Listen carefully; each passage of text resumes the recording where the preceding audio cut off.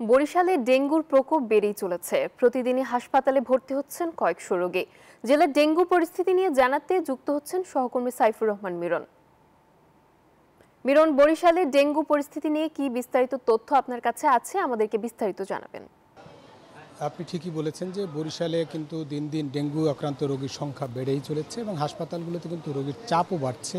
এবং আজকে হাসপাতালে আমরা যেমনটা দেখেছি যে এই ডেঙ্গু সংক্রমণের হার যেমন দ্বিতীয়বার আক্রান্ত হয়েছে তারা পরিবারের সদস্যরা শঙ্কিত হয়ে পড়েছেন। এবং বরিশাল মেডিকেল কলেজ হাসপাতালে গতকাল 24 ঘন্টায় 100 রোগী কিন্তু নতুন করে এই চিকিৎসা নিচ্ছেন এই হাসপাতালে। এছাড়া বরিশাল জেলায় অর্থাৎ বরিশাল জেলার অন্যান্য হাসপাতালগুলো সরকারি হাসপাতালে 52 জন, তাতে 152 জন রোগী কিন্তু শুধু বরিশাল জেলায় সরকারি হাসপাতালে চিকিৎসা নিচ্ছেন। এবং যেহেতু বরিশাল অঞ্চলটি হচ্ছে ডেঙ্গুর হটস্পট হিসেবে চিহ্নিত, বরিশাল বিভাগের কথা যদি বলি, বরিশাল বিভাগের মধ্যে বরগুনাতে কিন্তু 122 জন রোগী চিকিৎসা নিচ্ছেন।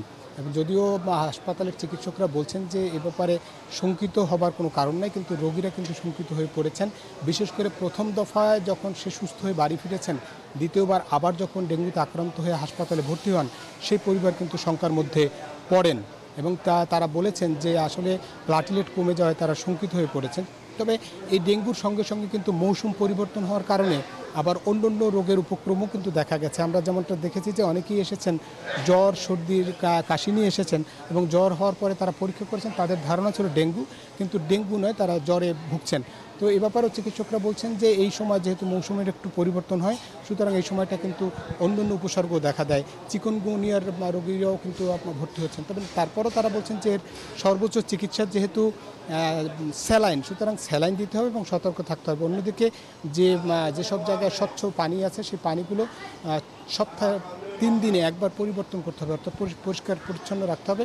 হাসপাতালের যেমন চিকিৎসকরা বলছেন যে এডিস মশার যে লার্ভা যেসব জায়গায় বৃদ্ধি পায়, সেই জায়গাগুলো যাতে সরকারিভাবে হোক বেসরকারিভাবে হোক যে যেমন পারে সেটা যেন পরিচ্ছন্ন রাখে, তাহলে কিন্তু এই রোগের বিস্তার ঠেকানো সম্ভব বলছেন।